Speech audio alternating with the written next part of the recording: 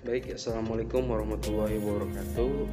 Perkenalkan, nama saya Rifki Hidayat Paujan dengan nomor induk mahasiswa 2286190021 dari jurusan Pendidikan Pancasila dan Kewarganegaraan, Fakultas Keguruan dan Ilmu Pendidikan Universitas Sultan Ageng Tirtayasa.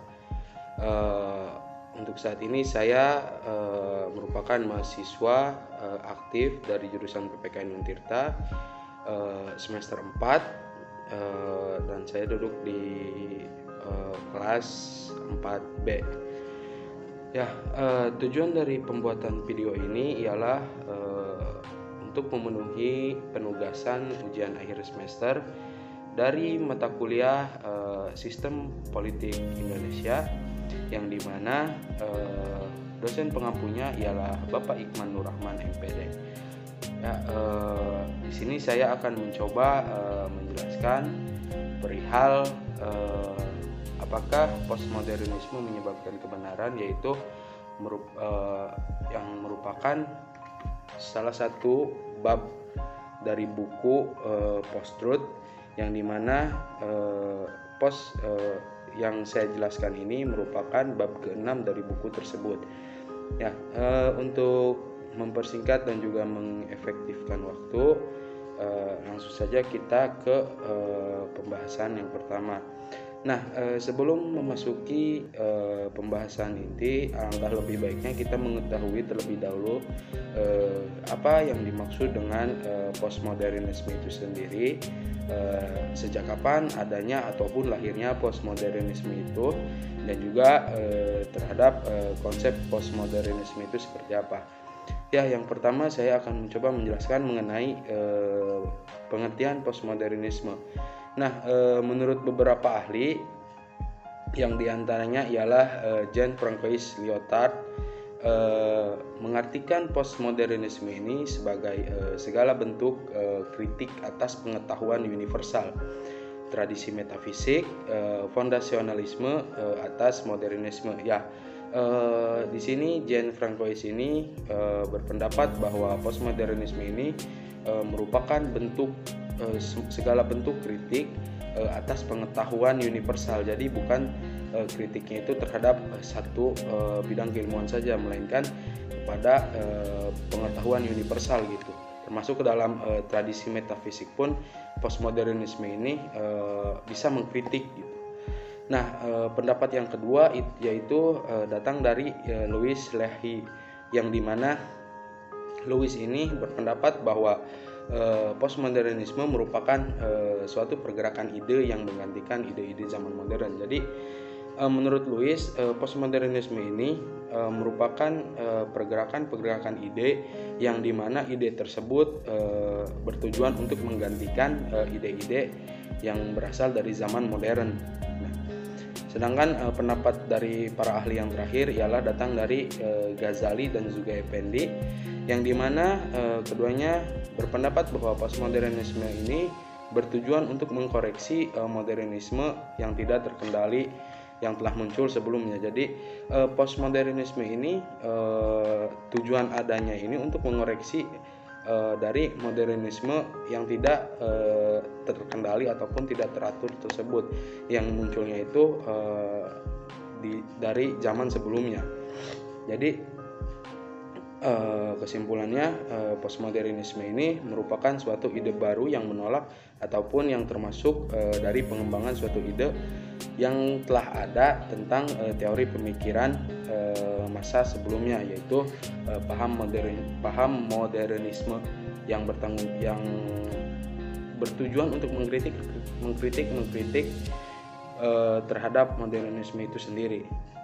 Pembahasan kedua yaitu tentang lahirnya postmodernisme, yang dimana munculnya postmodernisme ini tidak dapat dilepaskan dari modernisme itu sendiri. Kata modernisme ini mengandung makna serba maju, gemerlap, dan juga progresif ya. Modernisme selalu menjanjikan pada kita bahwa untuk membawa perubahan ke dunia yang lebih mapan, di mana setiap kebutuhan yang kita butuhkan pastinya akan bakal terpenuhi. rasionalitas akan membantu kita menghadapi mitos-mitos dan juga keyakinan tradisional yang tidak berdasar, yang membuat manusia tak berdaya menghadapi dunia ini. Nah, atas latar belakang itulah para tokoh dan pemikir postmodernisme menghadirkan sebuah gagasan baru yang disebut dengan postmodernisme dalam rangka melakukan dekonstruksi paradigma terhadap berbagai bidang keilmuan. Nah, yang selanjutnya saya akan membahas tentang konsep postmodernisme, yang dimana konsep postmodernisme ini telah ada selama lebih dari 1 abad lamanya. Jadi postmodernisme ini sebenarnya sudah ada dari 1 abad yang lalu. Nah, dan juga telah diterapkan pada bidang seni, arsitektur, musik, sastra, dan juga sejumlah usaha kreatif lainnya. Nah, keluasan dan juga panjang umurnya postmodernisme ini tidak membuatnya lebih mudah untuk didefinisikan. Jadi meskipun telah ada sejak zaman 1 abad yang lalu, postmodernisme ini sukar untuk didefinisikan lagi. Pembahasan selanjutnya yaitu saya akan mencoba menjelaskan mengenai dampak dari adanya teori postmodernisme. Yang pertama yaitu prime sense. Nah, seperti yang diharapkan ada bentrokan besar ketika fisikawan, ahli kimia, ahli biologi, dan juga rekan-rekan ilmuwan yang dimana mereka menganggap diri mereka mencari kebenaran tentang realitas dengan menguji teori-teori mereka terhadap bukti empiris dengan melawan konstruktivis sosial, yang dimana para konstruktivis sosial ini mengklaim bahwa semua realitas tidak termasuk teori-teori ilmiah tentangnya. Nah, diciptakan secara sosial dan bahwa tidak ada yang namanya kebenaran objektif. Nah, yang kedua saya akan mencoba menjelaskan mengenai kebohongan sokal, di mana terkadang bentuk kritik yang paling efektif ialah merupakan sebuah parodi.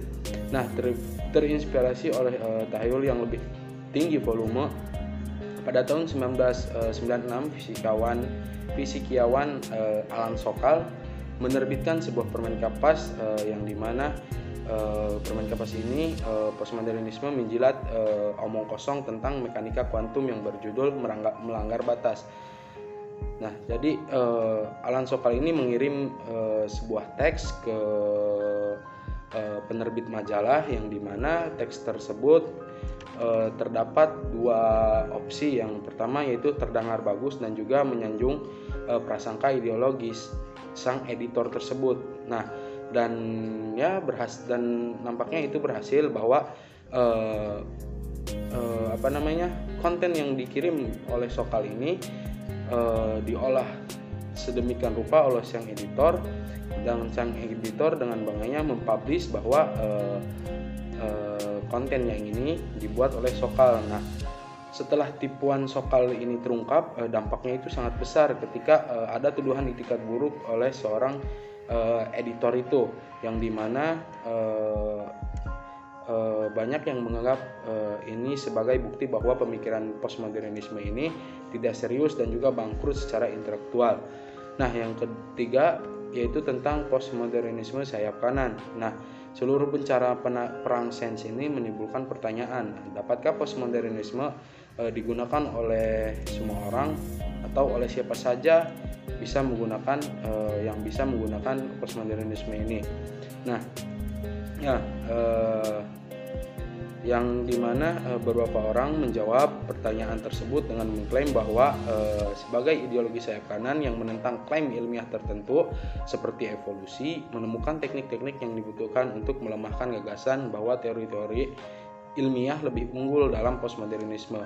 Nah, secara alami mengarah pada pertanyaan lebih lanjut, apakah saat ini ada yang disebut postmodernisme sayap kanan yang menggunakan keraguan tentang kebenaran, objektivitas, dan juga kekuatan untuk menegaskan hal itu semua, yang dimana klaim itu semua merupakan prosesnya itu dipolitisasi oleh kaum-kaum yang tidak pro terhadapnya.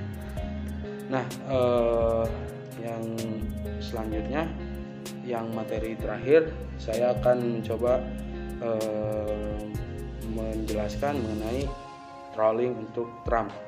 Nah, yang dimana kekuatan terbesar yang dimiliki oleh Trump saat ini ialah merupakan media sosial, yang dimana media ini dapat menyebarkan informasi secara luas tanpa adanya Breitbart, Infowars, dan juga semua outlet media. Trump kemungkinan besar tidak akan mampu menyampaikan kata-katanya kepada orang yang penting, malahan lebih cenderung percaya pesannya. Nah, poin pentingnya itu ialah kebenaran. Orang tidak lagi dibatasi untuk mempelajari kebenaran hanya dari satu ataupun beberapa sumber informasi saja. Nah, dan ternyata mereka tidak terbatas hanya mendapatkannya dari media saja. Jadi untuk mendapatkan sebuah kebenaran, orang-orang saat ini diharapkan tidak langsung menyimpulkan suatu berita yang muncul oleh yang dipublish oleh satu media saja. Jadi untuk mendapatkan informasi yang lebih komprehensif, diharapkan orang-orang itu mencari media-media ataupun informasi-informasi yang bersumber dari berbagai media. Jadi istilahnya itu membuat suatu riset kecil-kecilan lah. Jadi tidak langsung menyimpulkan bahwa ini salah dan juga itu benar. Nah, mungkin cukup sekian pemaparan bab ke-6 tentang apakah postmodernisme ini menyebabkan kebenaran. Mungkin cukup sekian. Wabillahi taufiq wal hidayah. Wassalamualaikum warahmatullahi wabarakatuh.